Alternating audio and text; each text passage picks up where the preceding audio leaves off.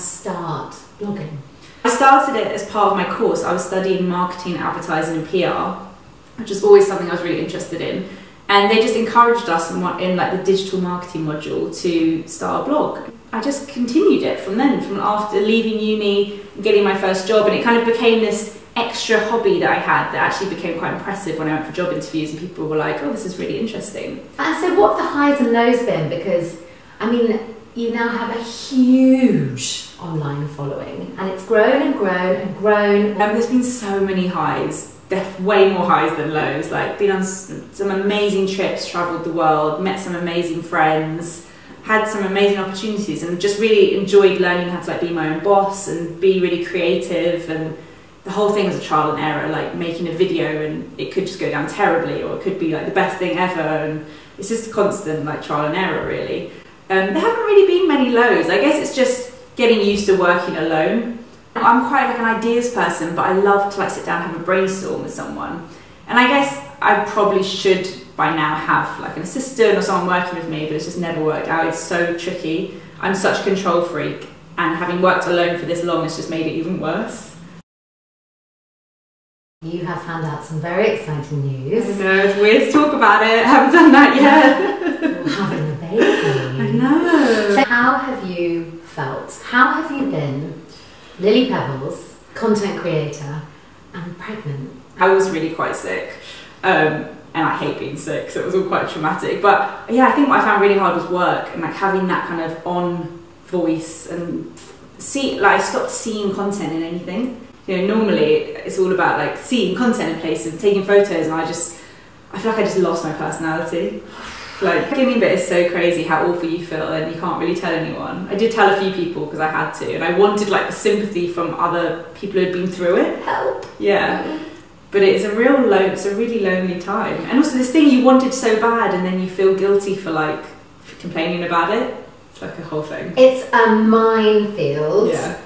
And then once you're out and the internet knows, and your friends and family know, and you start feeling better, that's when you feel like your brain's unlocking a little bit. Yeah, I'm in my first week of feeling better, and it's exciting. Now, the power of dressing, I do talk to women about clothes that make them feel really good. Because when we were emailing, Lily was like, just a little heads up, I'm a high street girl. There's not lots of designer in my wardrobe. And I was like, no, it's not about that. Yeah. It's about what makes you feel really, you on your best day. Yeah. So my like go-to outfit, I guess, for like every day would be jeans, some like Nike trainers, maybe like a really nice knit or like a tucked in t-shirt and like a long coat. Maybe like a beanie. That's my like casual day outfit. I guess if I'm like dressing up, I do like heeled boot, skinny jeans, and like a silk shirt. I love Lily and Lionel shirts, but it's quite casual. I feel more comfortable being underdressed. If I walk into a room and I'm the most overdressed person, that is my biggest fear. I'd much rather be the only person in jeans in a room than everyone else in dresses. So everything from events, book meet and greets, and a meeting with your publisher, yeah, it might just be a kind of updated version of your go-to jeans, knit, blouse. Like for a fancy event, I'd wear like a jumpsuit, or I don't know. I guess it's also just dressing. I've always learned to dress my body type. I'm much more confident with my like legs than I am with my like middle area. Love this bit. So I do a lot of shopping in Topshop and other stores, Whistles, maybe like slightly higher end high street. I love knitwear, cashmere. I just love autumn. Yeah, me too. This is my happy place after the heat. I can't do London in the summer. Me either. I don't really like getting loads of skin out. Nor do I. I'm always quite high neck. Yeah. Or like blouse kind of person. Yeah. I'm the same about the skin. Yeah. I like autumn clothes more. Red layers. I love knitwear. I think jumpers is something I have like the most of. So if I'm going to splurge, like it's something that's I wear time to time. I get like a Bella Freud jumper that I love. I have like a Alice and Olivia dress that I bought for my best friend's wedding, and I wear that all the time to like every event. So I've got a few things that are really special. It's the Pebbleses. Pebbles is my middle name. Pebbles is your middle name. Yeah. I did want to ask this. But I don't really share my surname. It's just always been a thing. I don't know, at the beginning it was just like, oh, I'm just going to use my middle name, but I quite like it. Like, just having, yeah, it's my middle name. My sisters chose it when they were 7 and 9 because they were so furious that my mum was having another child that she was like, you can pick the middle name. And when I started like going for jobs and stuff, and I used to, when I worked for PR agencies, there's like, if it was your first day, tell us something interesting about yourself, and that was always my thing.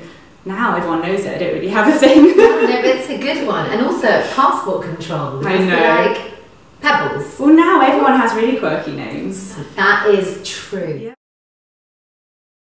You create so much content. How do you come up with it? I know, people always ask that. When I think about like how many years of videos and content I've had to think of, it does freak me out. But I just try not to think too far ahead. I'm just it's constantly changing, and my interests are changing. I always just let my content change with me. It's rare for me to just have no, unless I'm pregnant. It's rare for me to just have no ideas. And you put out so many videos that are quite personal. Like I saw, you've got one with your granny. Yeah. And you have one just where you're having a really bad day. Yeah. Do you find it therapeutic talking to your audience? Yeah, I find it really hard not to be myself. And I think sometimes that is a downfall because like I get a lot of comments of people saying that I'm quite like moany and I'm quite like just down in my mood, because I'm not like this overly chirpy person. I can't fake it. But I like being honest, and I don't mind that not everyone gets that, because for the people who do, I think it's quite important to see. So how do you cope with people being negative online? Because a lot of people watch your videos and love you, but then there's always the haters and the trolls. Yeah, it's a strange one. It's something I've definitely, well, I did get used to quite quickly at the beginning, but I think now as I got a bit older and a bit more like sensitive maybe about more personal things, I do go through moments where it's like harder to take than other times. It's just different depending on what it is. And probably depending on your mood, some days you're probably like, whatever. Yeah, and it also depends what they're saying, because if they're just saying they don't like the way I look, that sort of stuff really doesn't bother me because I'm secure enough in myself. It's fine. I get really upset when people kind of misinterpret something I've said, or think I'm like a really bad person or something like that.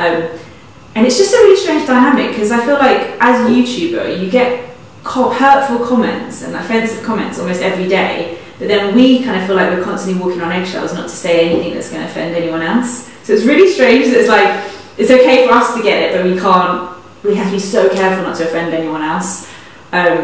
Which is impossible. Which is impossible. Yeah, it is. It really is. I really admire people that utilise their platform for good, or for their interpretation of something that's positive. And of course, there's so much, people just spitting out hate. So actually, someone who's maybe trying to change ideas or do some good, I just think that's really important. Yeah. Now, I want to talk about the F word. Yes. Because when we met at Glamour in March, it was a week before your book came out. Was it? Yes, it was. That's crazy. Now, it's been so well received, talking about the F word, talking about female friendship. Yeah. What made you write a book? I wanted to for ages. The whole process before, it was like a 2-3 year discussion of like, I want to do this, I want to do something that's not online, I want to challenge myself to do something out of my comfort zone. But I came up with this idea, and then when I went to start pitching it to the different publishers, I met Bryony from Hodder, who was my editor, and she was like, I really like this idea, but I've also got this other idea that I've kind of had in the back burner for a while. She was like, I think the world needs a book about female friendship. And it was a bit of a light bulb moment. Yeah, it was a bit of a light bulb moment of like, oh my god, yes, and that threw myself into it. And I did enjoy the process, like writing in the evening and doing loads of research and interviewing people. And then, the book came out on International Women's Day. And it was all just really exciting. It was like a whole bubble whirlwind of book time.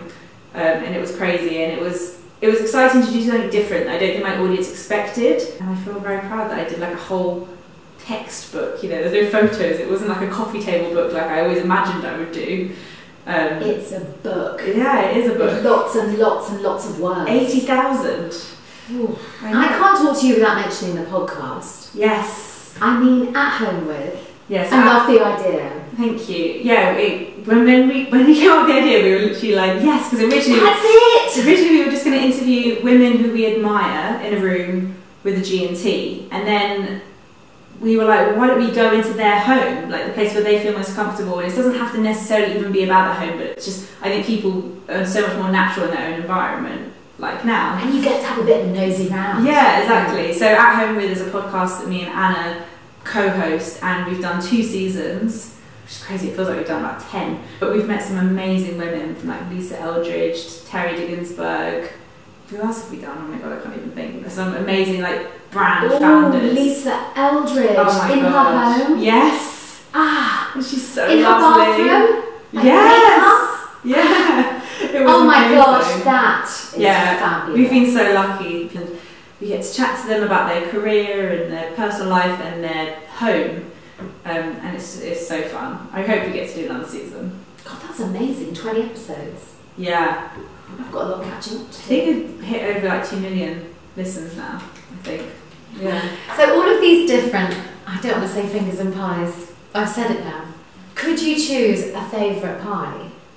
I love... After saying I don't like the analogy, I'm really committing to it now. I love working with other people, so the podcast is a massive highlight because I get to spend so much time with Anna and it's so fun. I had to learn so many new skills. You know, I'm not a journalist, I don't really know how to interview people, so we've kind of were really nervous at the beginning.